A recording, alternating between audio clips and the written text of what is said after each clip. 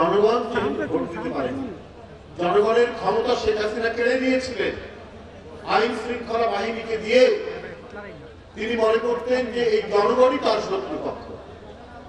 সুতরাং এখন পরিবর্তিত পরিস্থিতিতে ডক্টর মোহাম্মদ ইউনূসের সরকার, এই সরকারকে সমস্ত গণতান্ত্রিক রাজনৈতিক দল সমর্থন দিয়েছে।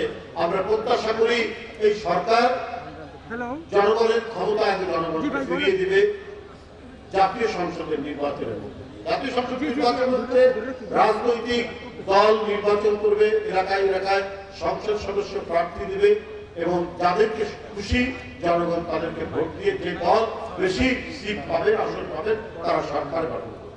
এটা শেখ হাসিনা 17 বছর হতে দেয়নি। সুতরাং জনগণের কাছে জনগণের ক্ষমতা ফিরিয়ে দিয়ে অবাধ সুষ্ঠু নির্বাচনের দায়িত্ব পালন করা হচ্ছে, মানে ডক্টর ইউনূস সাহেবের সরকারের প্রধান দায়িত্ব। এখানে স্থানীয় সরকার নির্বাচন আগে করার কারণটা কি আমি জানি। এই কথাগুলো আসছে, এই ধরনের একটা নাকি সিদ্ধান্ত হয়েছে। তাহলে আমার আমি আগেও বলছি, আপনারা কি তাহলে রাজনৈতিক দল যারা গণতন্ত্রের জন্য আন্দোলন করেছে, যাদেরকে দমন পীড়ন করেছে শেখ হাসিনা, তার প্রতি কি আপনাদের বিশ্বাস নেই? কারণ প্রথমে দায়িত্ব হচ্ছে যে সরকার গঠন করা, গণতান্ত্রিক সরকার গঠন করা। তার জন্য জাতীয় সংসদ নির্বাচন আগে দিতে হবে।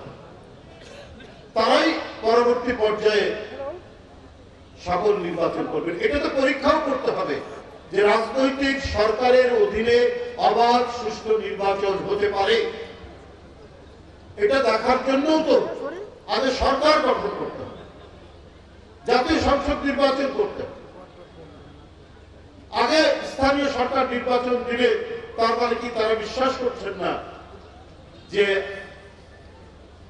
রাজনৈতিক দলের অধীনে যে দলকে জনগণ ভোট দিবে তাদের অধীনে সুষ্ঠু নির্বাচন হবে? তাহলে তো অবিশ্বাস থেকেই গেল।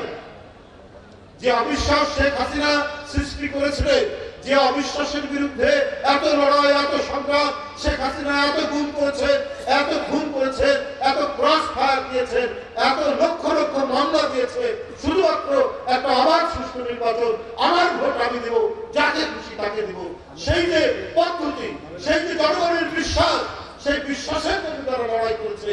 তাহলে কি অন্তর্বর্তীকালীন সরকার তাদেরকে বিশ্বাস করেন না? এই প্রশ্ন তো চলে আসে।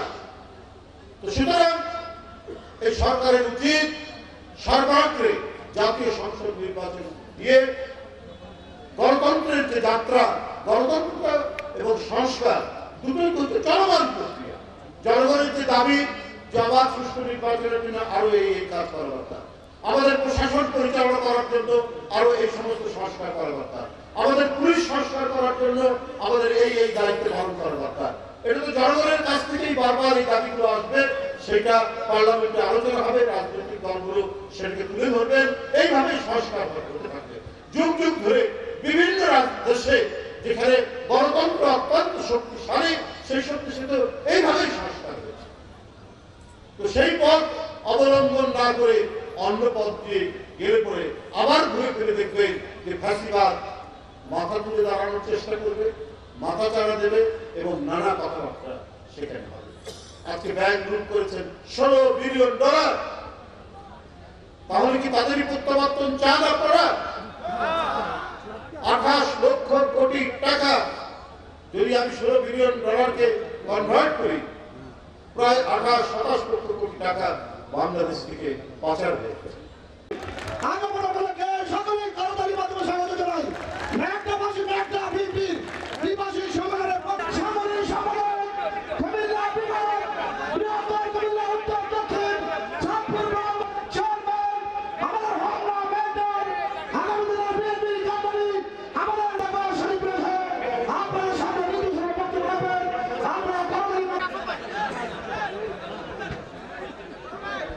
ভারপ্রাপ্ত আহ্বায়ক জনাব আব্দুল ওদুদ মুন্সি চেয়ারম্যান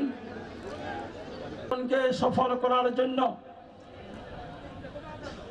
এক প্রান্ত থেকে অন্য প্রান্ত, সেই রাজশাহী 15 দিন মিছিল করেছেন। আবার নির্বাচিত সভাপতি জনাব অ্যাডভোকেট রুহুল তাকমিয়া মঞ্চে আছেন কুমিল্লা উত্তর জেলা বিএনপির কারণ সে জীবনের রিস্কে এই আন্দোলনের সময় এক জায়গা থেকে আরেক জায়গায় ওনাকে নিয়ে গিয়েছে আপনার সম্পাদক এবং তিনিও কঠোর পরিশ্রম করেছেন এই বিগত আন্দোলনে। রাশেদ ভাই এখানে ওনার তো সময় নেই, কিন্তু তারপর ওনার কাছে যে আমাদের এই রাস্তাটির জন্য সময় দিয়েছিলেন আমাদের ওনাকে আবার চলে যেতে হবে। মেঘনাতে একটি বিশাল ত্রিবার্ষিক সম্মেলন হয়েছে, পরের বছর আরো বেশি হবে ইনশাল্লাহ। আগামীতে ডিসেম্বরের মধ্যে যে সুতরাং উনি সেই দায়িত্ব পাওয়ার পরে যাতে মেঘনা এবং হোমনা এই অন্তর্বর্তীকালীন সরকার যখন ক্ষমতায় আসে তাদেরকে কারা ক্ষমতা বিএনপি এটার নেতৃত্বে, সুতরাং পুলিশ গুলি করবে, আমাদেরকে ছাত্রদের আন্দোলন তখন সফল হবে না। সেজন্য আমার নেতার নির্দেশ মোতাবেক আমরা পিছন থেকে কাজ করেছি, যেটা সেদিন হোমনাতে বলেছিলাম। আবু এরা মিছিলের অগ্রভাগে ছিল যুবদল ছাত্রদলের সাবেক নেতারা, তাদেরকে পিছনে থাকতে বলেন। তখন আমরা আবার এরকম ভাবে সারা দেশে নির্দেশ দিয়েছিল পিছনে এনেছে, সেটা নিয়ে কোনো কালক্ষেপণ করা যাবে না। এখনই নির্বাচনের ঘোষণা আমরা চাই। উনি বলেছেন যে আগামী ডিসেম্বরের মধ্যে নির্বাচন হবে, সুতরাং ডিসেম্বরের মধ্যে নির্বাচন। সেই জন্য আজকে আমরা এই তাদেরকে যে সহযোগিতা করেছিলাম আমরা এখনো সব রকমের সহযোগিতা করে যাচ্ছি। সুতরাং কোনো ষড়যন্ত্র আর নাই, ষড়যন্ত্র করে কোনো লাভ হবে না। সেই নির্বাচনে বিএনপি শাসন করে আমরা বলেছি নারীদেরকে আর মাথায় ওই কোদাল দিয়ে মাটি একটা দুগ্ধপুষ্ট সন্তানকে মা কোলে নিয়ে যে কাজগুলি করে সেই কাজগুলি জনগণের পাশে দাঁড়িয়েছে। এই জন্য এইটাই হলো শহীদ প্রেসিডেন্ট জিয়াউর, এটাই হলো তারেক রহমানের দল, এটাই হলো দেশের জনগণ। নামাজের বিরতির পরে এখানে চ্যানেল আই, সেরা কণ্ঠ এবং বিভিন্ন চ্যানেলের রেডিও অনুষ্ঠান হবে। 4টা থেকে 4:30টার দিকে আমরা কাউন্সিলের কাজটা এখানে আবার আরম্ভ করব। প্রয়োজন নাই, জননেতা জনাব অ্যাডভোকেট রুহুল কবির রিজভী